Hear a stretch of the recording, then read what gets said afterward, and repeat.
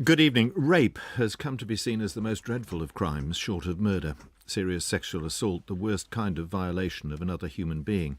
So much so, the normal rules of justice, the idea that a fair trial means the accused facing his accuser in public, have been suspended. The accuser is now guaranteed anonymity. The man she, or sometimes he, accuses is named, often even before being charged. A string of high-profile cases have led some to question if this is fair, if this is just. Only this week, the outgoing president of the Oxford Union, Ben Sullivan, said his life had been ruined by allegations he had raped and sexually assaulted two fellow students. He was arrested and, he says, his reputation trashed in the media and on the internet before he was cleared. Guilty until proved innocent, he says, the antithesis of justice. It was different in the past, and sexual predators like the loathsome Jimmy Savile got away with appalling crimes. Anonymity for the complainant was brought in because it was thought it would encourage more victims to come forward. The same argument is used for naming the accused. Others he might have assaulted would go to the police. Even so, the success rate for prosecutions is extraordinarily low. Fewer than 1 in 15 cases of rape and serious sexual assault end in a conviction. With a string of ageing celebrities trooping through the courts to answer for what they did or didn't do 30, even 40 years ago, has the balance gone too far? Are sexual crimes so pernicious, so difficult to prove, that justice demands the balance should be tilted in favour of those who say they are the victims? That's our moral maze tonight. Our panel, the social commentator Melanie Phillips, Claire Fox from the Institute of Ideas, Anne McElvoy, public policy editor of The Economist, and Matthew Taylor, chief executive of the RSA. Melanie, is this fair? Is it right, which is more important?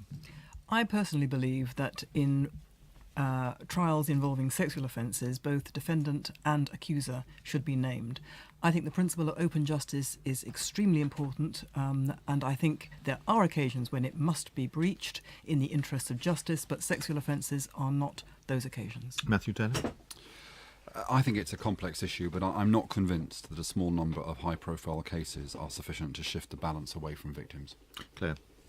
I broadly agree with Melanie, and I think actually the problem here is that we see crimes or sexual violence crimes as somehow a special case where we can suspend innocent until proven guilty and some of the normal rules of law, and that's what I'm really worried about and want to explore tonight. Anne McElvoy?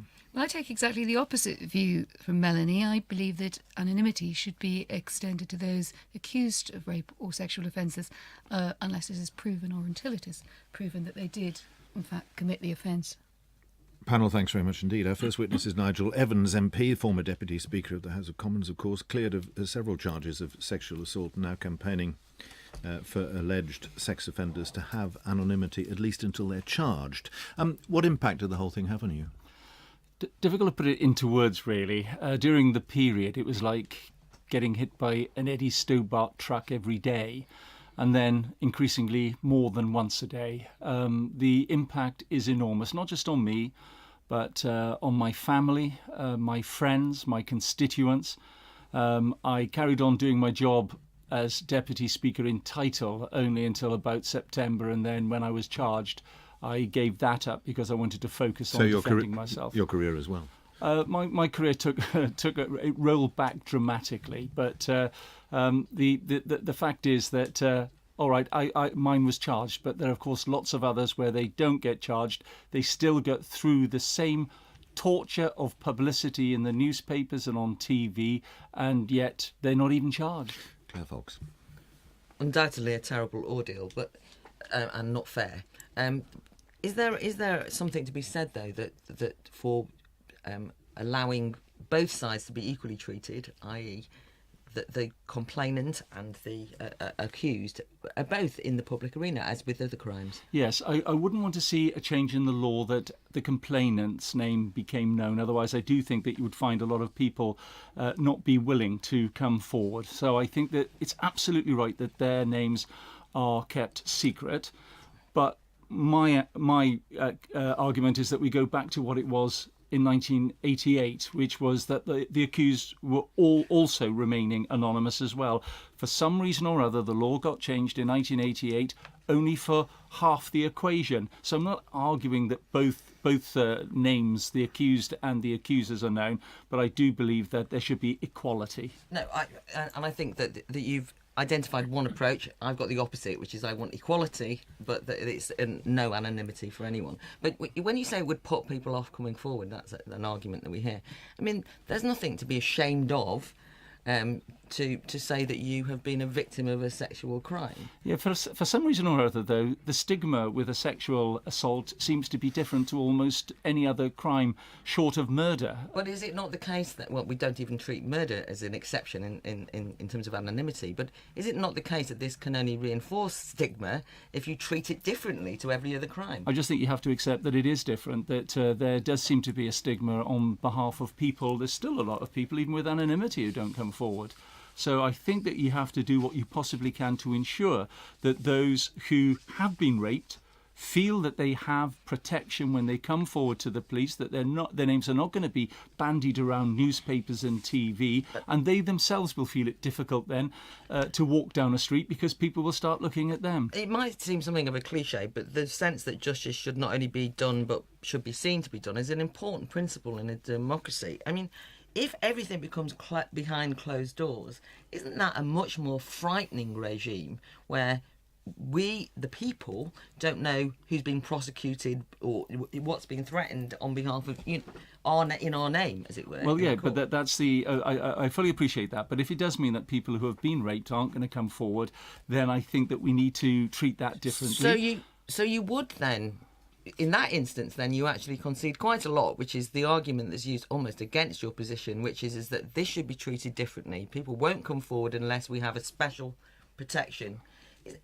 I mean, I don't know that there's any evidence. Yeah. I don't know that there's any evidence. That's right. That is my fear, that people will not come forward. So I want to ensure that they can do so without the full glare of publicity hitting them. But as we saw from the Ben Sullivan case, 6 weeks of not just sheer hell, but the Oxford Students' Union, some of the people turned on him. They wanted him to step aside or resign. They wrote to people who were going to the union, telling them, please don't, because the president has been accused of rape. And then there's no charge. And the stigma's still there. You Google search his name in 10 years' time, it'll still be there. Matthew Taylor? It's that I want to explore. You've clearly been through a terrible experience, but I'm interested in the nature of this stigma. Why is the stigma not gone, given that the verdict, in your case, was not guilty?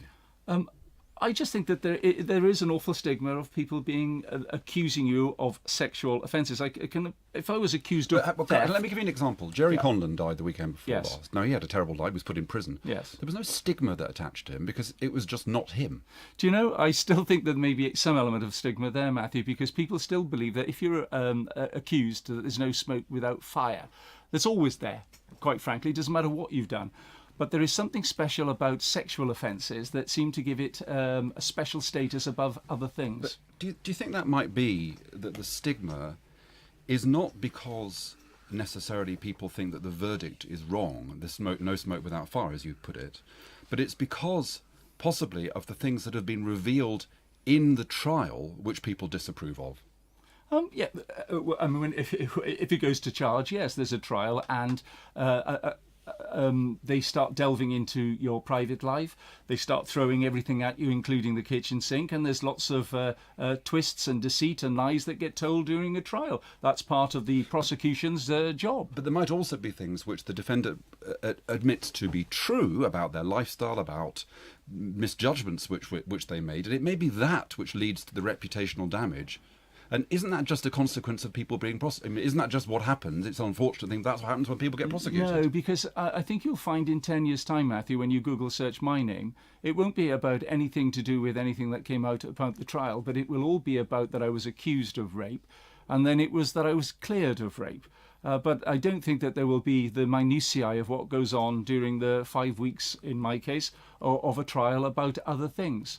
No, the stigma, I think, is very much attached with the accusation of rape and sexual assault, which, for all sorts of reasons, is set aside from almost anything else apart from murder, as I say.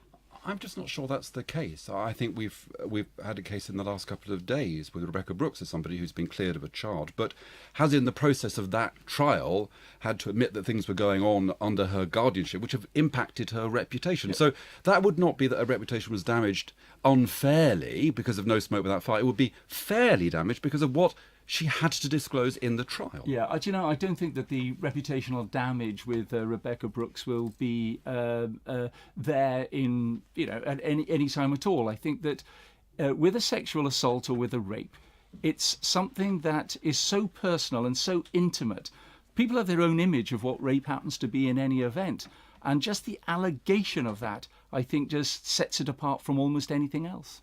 Nigel Evans, thank you very much indeed for joining us tonight. Our second witness is Jill Saywood, who you may well remember was the victim of the notorious Ealing Vicarage rape attack, where a gang of burglars broke into her home. She was, I think, 21 at the time. Jill Saywood, why do you think the guarantee of anonymity is important to women who've been in your appalling situation? I think the guarantee of anonymity, not just to women but to men as well who come forward as victims, is vitally important. We don't want the details of what's happened to us strewn around for people to know. People may go forward and their families don't know, their partners don't know, their children don't know, their friends don't know, and they don't want that broadcast around. It may come out at the trial, it may not. But we don't need that sort of intimidation there as a threat hanging over us when we're trying to give evidence about a crime where, although we are the victims, we are also the main witness. And I think that's a very important point. Melanie Phillips, your witness.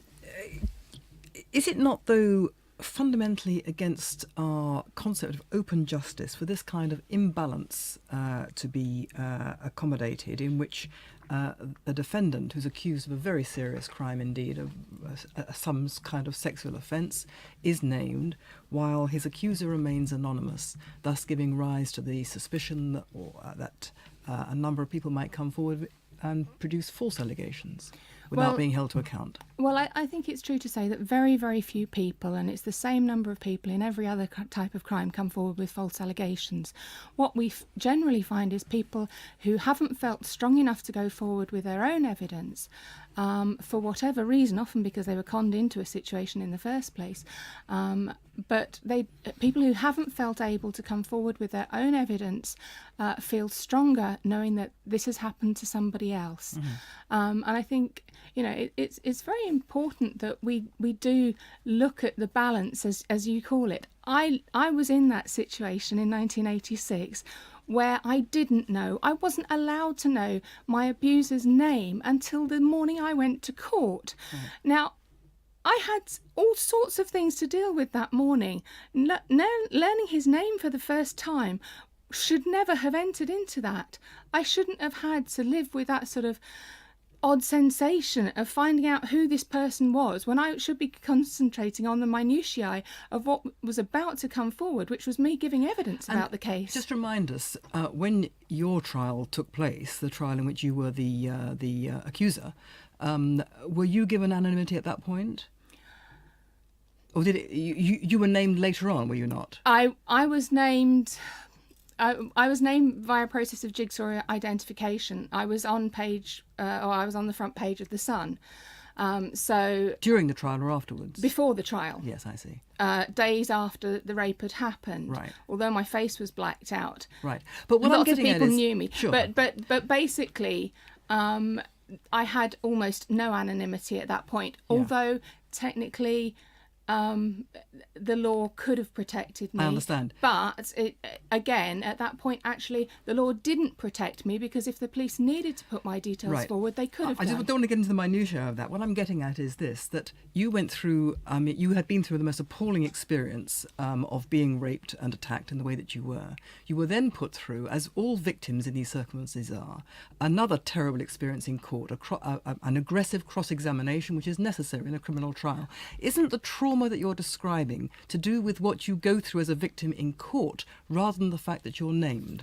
Absolutely not. I didn't actually have to go to trial. The men pleaded guilty at trial on the day. So I didn't know until I was there that was going to happen. But the trauma was associated with the fact that everybody knew what had happened to me.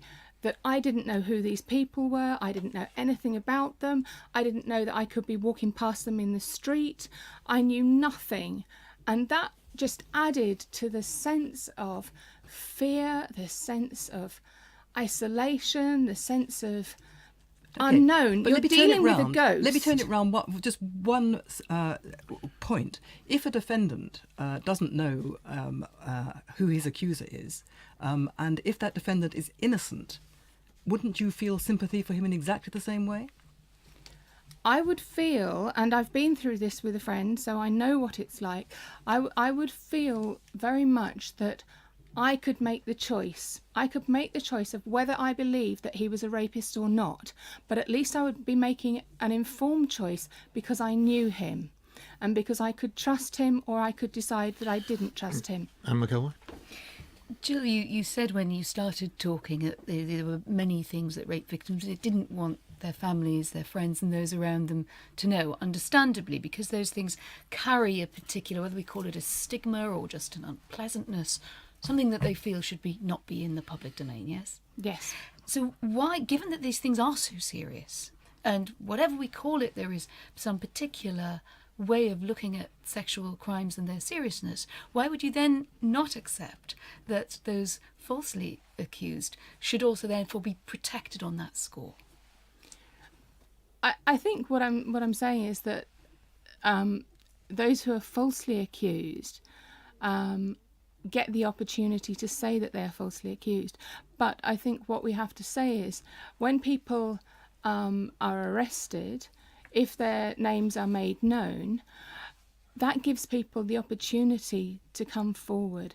And that is so much more important, because what we're saying is, if we give people anonymity, if we give possible offenders anonymity, what we do is we open the door to let people become future victims, because we're saying that if we know somebody... No, let me pick up on that, because if they are convicted, then people will know about it and they can come forward.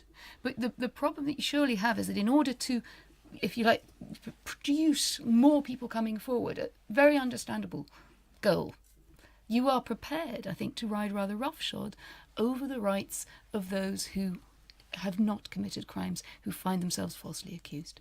Well, I think what I would do is go back to one of my first points, which is that very few people are wrongly accused. But it's not that few, is it? It is a comparable number to other crimes, but it's a considerable number of people. If one of those people was your brother, your husband, your friend, this is an individual. One can't always argue about groups. I know it's an individual, and I know that it is very, very traumatic. But what I would say is that the numbers of women who are out there, and men who are out there, the numbers of victims who are out there who are being raped because people are multiple rapists, and most of the people that we've had that have come forward and that we've seen in the cases that have been highlighted, the others just there have have to been tolerate multiple... but the others just have to tolerate the injustice. Well, there have been multiple victims who have come forward in these cases, and what we're saying is where somebody has a similar MO, you have to look at what is going on. You have to say that this is worth investigating, and the more people that you can say the same thing happened to me, the more important it is to actually be looking and actually digging deeper in these cases. Jill Saywood, thank you very much indeed for coming Thank tonight. you. Our third witness is Tim Rustem, who's a criminal defence solicitor who specialises in serious sexual offence cases.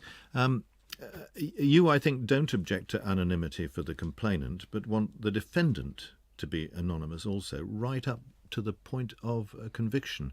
Why should serious sexual crimes be treated so differently to other crimes? Unfortunately, they are very different to other crimes.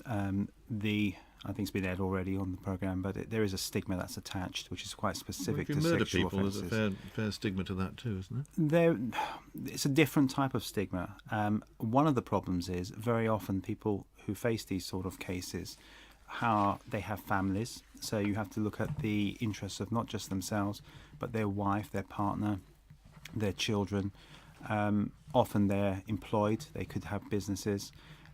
We represent a number of professionals, and unfortunately it is a type of offence which we do find a lot of false allegations being made for various reasons, and therefore we need to be very careful in naming an individual certainly until they're charged, and in my argument is until a verdict is reached. Matthew Denham? I just don't understand why that's different for other people. I mean, I hear you say we should be particularly worried about damaging the reputation of professionals. I'm not quite sure why they would get special status here, but why is it? I mean, people accused of murder, of fraud, they've got families, businesses, they've got all that stuff. There's all that collateral damage for them. Why is sex different? Sex crimes different? To give you an example, if somebody is convicted of a sexual offence, they will go onto a sex offenders register, which has implications for the rest of their life, effectively. If they're convicted. If convicted. So we're already treating that offence, sexual offences, as very different in terms of punishment, because even after a sentence is served, they will have restrictions on all sorts of things, from employment through to travel, which carries on for the rest of their lives. So, in a sense, it is already being treated differently. On top of that, murder cases, whilst obviously it's a good example, they're a minimal number of cases compared to the number of allegations coming forward for sexual offences. What we find is to give an example, we represent a lot of people who are, up until the point of that allegation being made, have never been in trouble with the police before. So it's a very unusual situation for them to find themselves in. But I mean, is it your view that what is happening at the moment is that the Crown Prosecution Service and the police are prosecuting far too many people? Is that the basis for your concern? It's a slightly... I've got to be careful what I say here, but my view, and certainly other professionals, is that there's a bit of a political agenda going on at the moment. Right. I think following the police inaction, perhaps, over various matters such as the News of the World issue, also Savile, we're seeing that prosecutors are now looking back over a lot of old cases. Right. So it might be a reaction then, but isn't it a reaction to a much bigger problem than the problem of falsely accused professionals, which is the number of men who have got away with it and have continued to commit sexual crimes? It is not about professionals. It is about normal members of the public who have families, who have, partners who it's find tough being themselves accused of something. Of course I understand it is. that. Of course it is. But we have a fundamental principle of English law that you're innocent until proven guilty. If you but you're name not calling somebody, for anonymity for all accused. No, not at all. What I'm saying is that if you're accused of a sexual offence, we're dealing with that at the moment, that should be extended until a decision is made. Once a decision is made, that will be aired. Now, there can be exceptions to that. Examples that have been given are encouraging people to come forward where there's multiple victims, complainants, whatever you want to call them. An application can be made to a judge in chambers. We trust judges with similar applications on public interest immunity applications, for instance. So where there is a case to be made, the police prosecution can come forward, present an argument to the judge to allow anonymity to be lifted in individual cases. Claire Fox. Just when you make the point about rape and sexual assault being very different, yes. Is it the nature of the offence that's different, that's more heinous? It is. I mean, I can tell you I deal with a range of offences, and I can, in my opinion, sexual offences, even when I see clients or for their families when they come in to see me, you can tell from their reactions that it's a very different type of... but I mean, is it the offence? I mean, forgive me, but there are people at the moment who are being accused of, committing genocide in different, in this country, being accused of that, or yes. Jimmy Savile, or terrible child abuse. I mean, what is it that makes it so heinous? Are you saying it's the nature of the offence that makes it heinous, or the way it's treated in society? Sexual violence, I mean, it is a slightly unusual area. It is also an area, unfortunately, that lends itself more to false allegations. For instance, breakup of marriages, custody battles over children, or all sorts of matters, financial reasons. So it's not the nature of the event. It's not the nature of the event. It is both. I think it's it's a type of offence that we're dealing with. It is the details of that offence sometimes as well. But you are then going to drag in a person's character. You're going to drag in also their families through a whole process, which ultimately, if they are acquitted, they have to then piece all that back together again. But in I mean, to be honest, that any good thorough cross-examination of somebody who's been accused of child abuse, even if they're innocent, or genocide for that matter, it's got a bit of putting together again. But just in terms of what makes these crimes different, you mentioned CPS. Maybe politicisation. I mean, or I'm saying that, not you. Well, but I kind of, if I could just finish, yes, or get to the point quickly,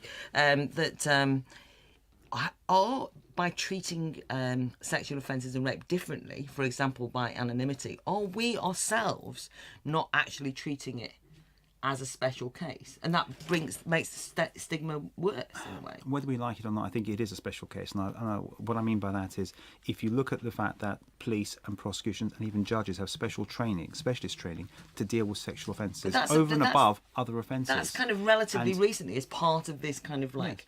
Yes, but that's all I'm saying is that, to take Germaine Greer's point, I mean, maybe you could respond to that, or that kind of old feminist argument, which is that sexual abuse is just violence. We shouldn't let it be treated differently. Women shouldn't hide behind anonymity, no more than anyone else. This is just a terrible crime, should be tried like all other crimes, and then we have no stigma. I think the difficult one of the biggest questions that are asked to me by we have, for instance, if you look at the recent statistics in London, almost half of these cases aren't going through to a conviction. That means at least half of these cases, the person making the complaint hasn't been believed. Okay, that there is a serious problem there, and it's slightly less in the rest of the country, but it's still a major problem. And one of the reasons for that is because I don't think there's a thorough examination of the evidence. The CPS are duty-bound to look at the evidential test. Is there sufficient evidence to prosecute somebody? That's a very difficult decision to make. And I think it's being made too easily at the moment for various other reasons, hence cases like Michael Le Vell, where prosecutors are looking back over a case where another prosecutor's ruled out prosecuting it and taking it forward. And you have to ask yourself why. I agree. Tim Rustem, thank you very much Thank indeed. Our last witness is Holly Dustin, who's manager of the End Violence Against Women Coalition. She's actually a former barrister herself, and she's on the line now from Brighton.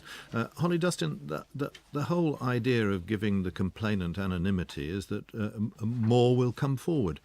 Does the actually very, very small conviction rate suggest it might have encouraged false allegations? No. Firstly, Michael, I was a solicitor, not a barrister, but no, there is absolutely no evidence, as mistakenly said by the previous guest, that there are a large number of false allegations in rape cases or sexual offences. Well, it's a very low conviction rate. I mean, are you saying, forgive me, are you saying Yes. the courts are wrong, the juries are wrong, you know better? I think there's widespread recognition that there is a serious problem with how the criminal justice system has treated rape over a number of years, and there has been huge efforts to try and deal with this offence, very serious offence, better, to improve police investigations and prosecutions and so on. We have to remember that 85,000 women, according to government statistics, 85,000 women in England and Wales are raped each year. A very small proportion, about 10 or 15%, report. So we have very low reporting levels, and when reports are made, as you say, we have very low convictions, and we need to do something to improve that. Let me just stop you there for a moment, because I want you to put you over to Anne McElvoy. Anne. Yeah, Holly, aren't we in danger here where the pursuit of this utilitarian goal, which is to increase the number of rape cases which come to court and which result in convictions, can lead us to downgrade or skew the scales of justice on the other side? Does that not worry you in some way? Well, I don't think there's any evidence of the scales of justice being skewed towards the victim. Quite the reverse, in fact.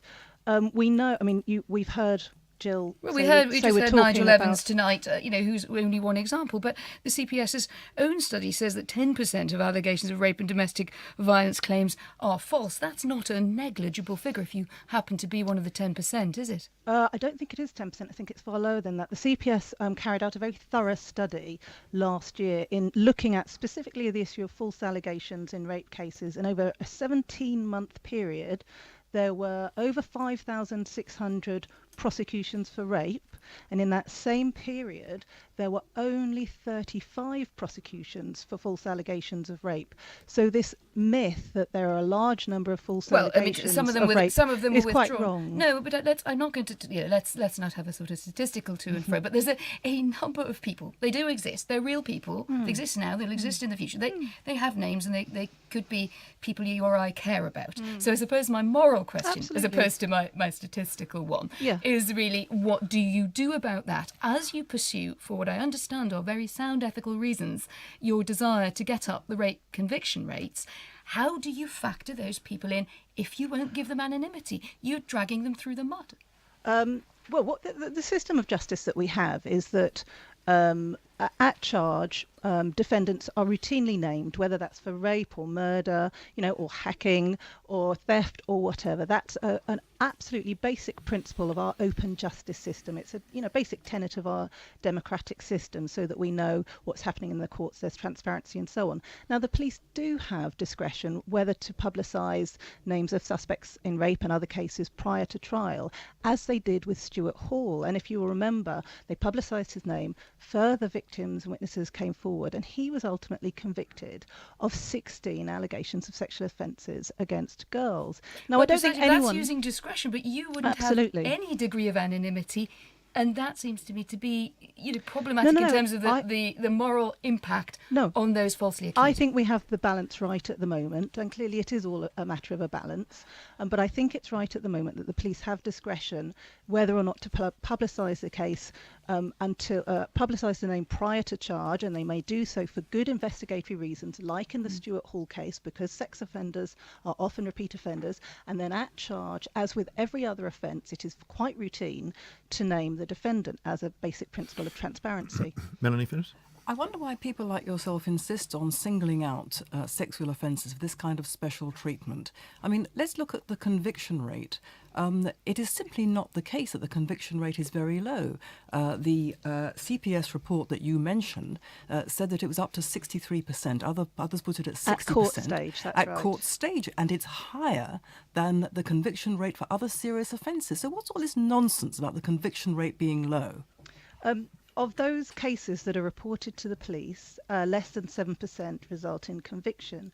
And I think we have to look at where the injustice is. Hang on, but you're in the assuming that system. those reports are true. You're assuming that because a woman, let's assume it's a woman, makes a report of rape, therefore we must assume it's true, and the defendant, we must assume, according to you, must be guilty. No, absolutely. That follows logically from what you're saying. No. We fair trial process for everybody. We have a situation where we have 85,000 women who are raped every year. That's not the point. You're saying that the number of Wales. reports is far greater than number the of numbers reports of is- convictions. That follows, therefore, that you're saying that people who make the accusation must be believed to be telling the truth, and people who are defending themselves and saying it's not true must be believed to be telling a lie. You are assuming that men are guilty until proven innocent. No, Are you not? I'm saying we have a trial process, and we need to make sure that that is fair for the defendant, and we need to make sure that that is fair for the complainant. Now, currently, we have a very serious problem with very few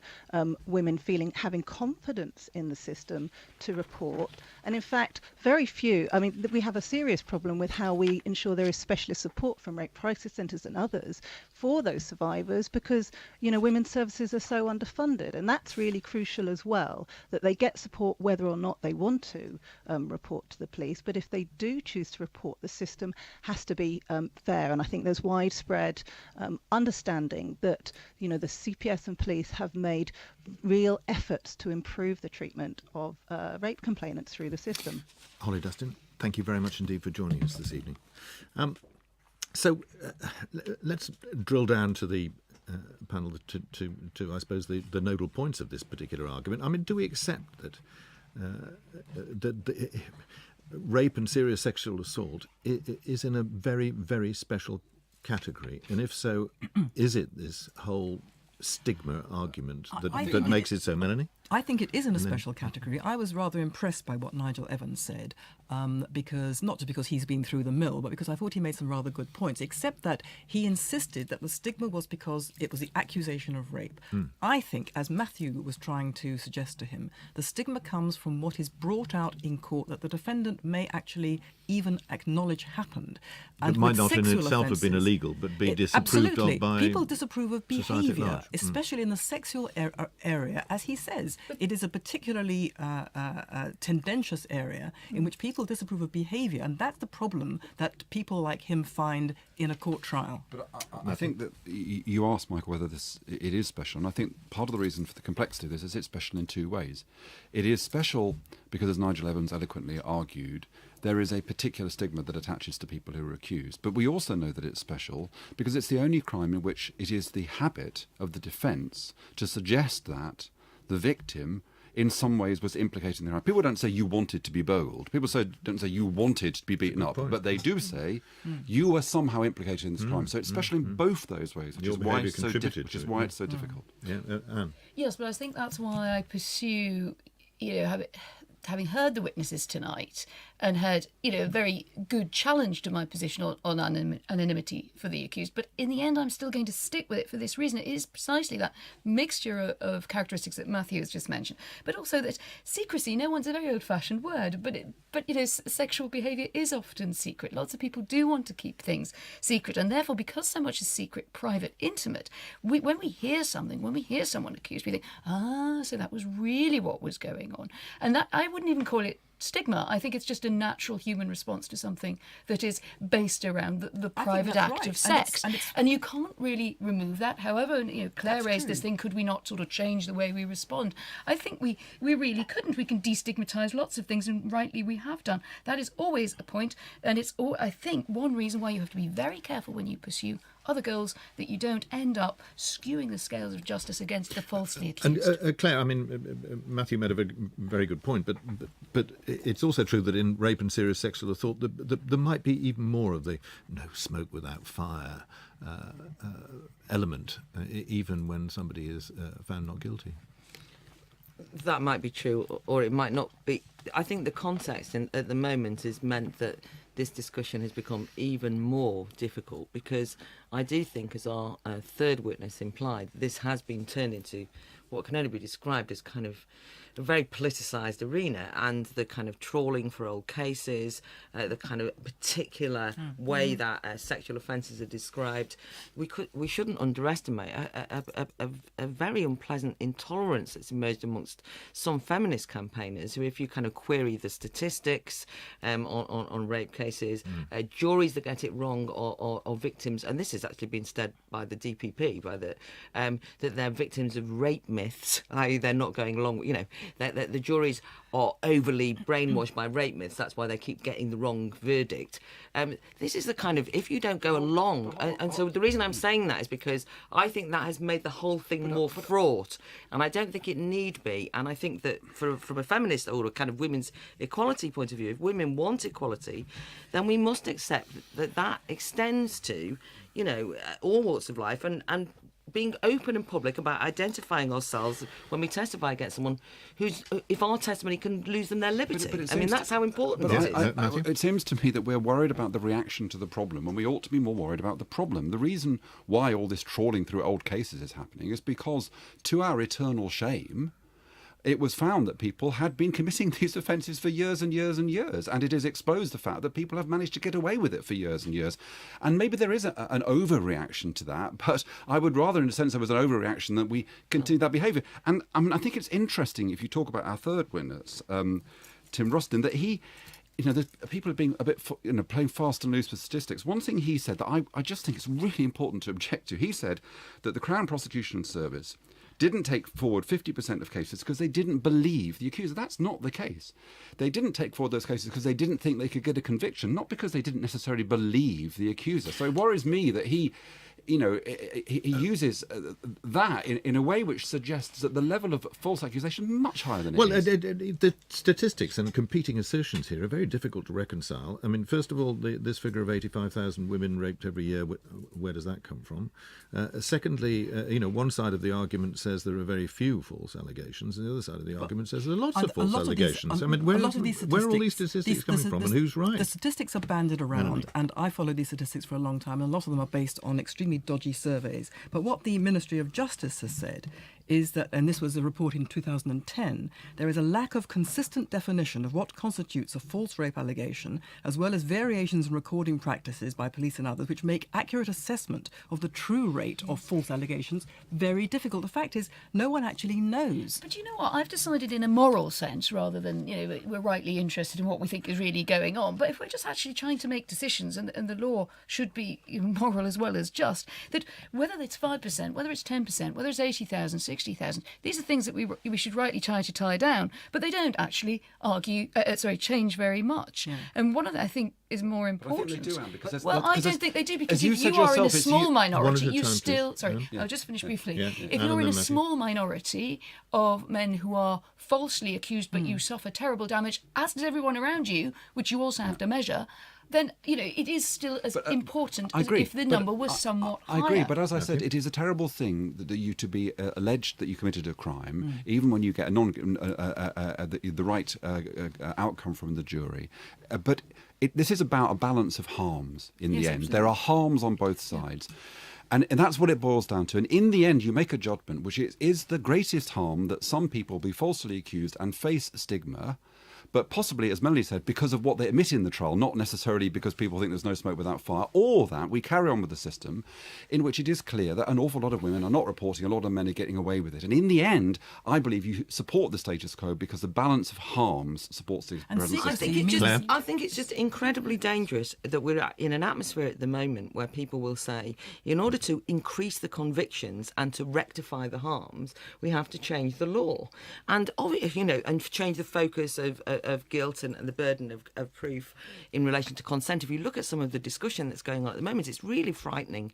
And we wonder about false allegations. I mean, if it's the basis that in order to rectify the terrible things that have happened to women over the time, we lower the burden of proof, I can tell you now, no, I know, but that is the direction we're going in order to rectify the harms of the past and so on, then I think we're in terrible danger of not false allegations, but of the state actually locking people up on a lower burden of proof. And on the false allegations and anonymity, which we were talking about, I think that if you have to be public in your pointing the finger, that changes things. I mean, it's on the one hand, there's a stigma associated with a false allegation. There's a terrible stigma of pointing a finger and accusing someone of rape when they haven't. So I think it should all be out in the open. And if you're going to falsely accuse, let's see you. And if you aren't falsely accused, but you even don't get a not guilty in the court, you shouldn't be embarrassed or ashamed. Anne McElroy? I think there's something that came out for me, particularly listening to the last witness. It is really, we have to face up to the fact that the law may have taken a wrong turn. It goes back to this idea. It was put by Justice Heilbronn, who first wanted to remove anonymity from those accused. Acquittal will give him the public vindication he needs if he's innocent. Well, that is simply not true. And we heard tonight why it's not true from Nigel Evans. And certainly, she's writing long before the era of Google. It is really not true when these things can be rigged up against you for the rest of your life. OK, we'll have to draw that to a halt at that point. That's it for this week from our panel, Melanie Phillips, Claire Fox, Anne McElroy and Matthew Taylor. And from me, until the same time next week, goodbye.